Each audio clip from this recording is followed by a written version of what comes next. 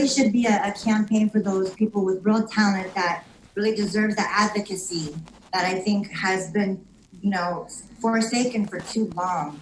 Well, no, it's going to have to. Look, especially after this, it's going to have to change. Like, I'm glad that the guy over at Live Nation came and cleared up what was going on with that memo. Because I'm trying to tell you, the first time in my life, and next year make 30 years we've been doing this shit, that I was really like, so they really bullshit and lied about this whole thing. Like, the number one thing that they tell you is you work to be able to be a touring artist and you can tour for the rest of your life. Nobody in life ever thought that there would become a time when we couldn't tour. I mean, short of being hurt, you know what I'm saying, getting old, people not wanting to hear your music. But that industry, that's the industry that's never supposed to shut down. So, you got everybody sitting back now, like, and then that memo started circulating, and it's like, and you want me to take a pay cut, and you want me to pay for it? You want me to pay for my insurance to do a show?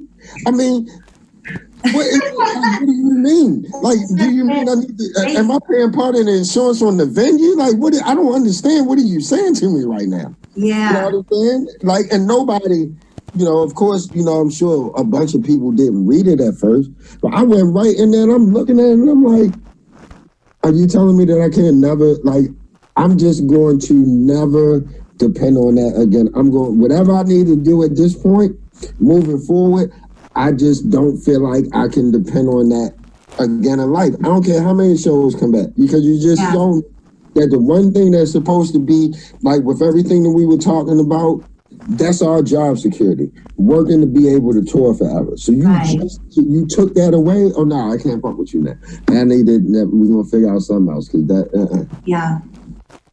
We don't. You don't. And then one of my the biggest thing for me was, Live Nation is pretty much over. If they don't own the venue, then they're the promoter for the venue. So at the same time, you got this article running saying that 90% of music venues are in trouble unless the federal government comes in, which means that whoever is the strongest is going to be the one left, which could only end up being Live Nation at this point. So then, regardless of whether you want to deal within that system, you taking out all the independent promoters. You know what I'm saying? When Live Nation came in, Al Heyman went into boxing. You know what I'm saying? Al Heyman was the one that brought all the independent promoters together so we could do these big tours like, our white counterpart acts. We could do the Budweiser Superfest and go all across the country the same way some rock act could or something else. After that was done, we were just dealing with independent promoters. Now you take the independent promoters away, and then if these venues don't stay open, that's the only place you're gonna have to go to perform. So then what's gonna happen? Then people, I talked to a few people, who really don't understand Felicia, and it's like, well, why don't you? Well, just don't book through them. It's like, well, it's not really that easy. Like, you're pretty much going to have to, if they don't run and own the venue, they are going to be the promoter for the venue. Yeah. And that's just what it is. Yeah. So, that whole thing, we gotta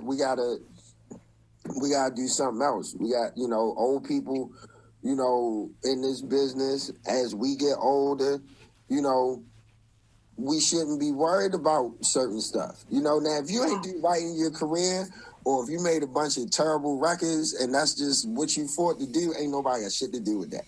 But for the ones that don't do that and play the game and learn, it's like there should be, something at the end of it. It's like, if you're going to make, millions and millions and billions of dollars that's just sitting around, you're going to hold our checks for 90 days, making interest off of that money too.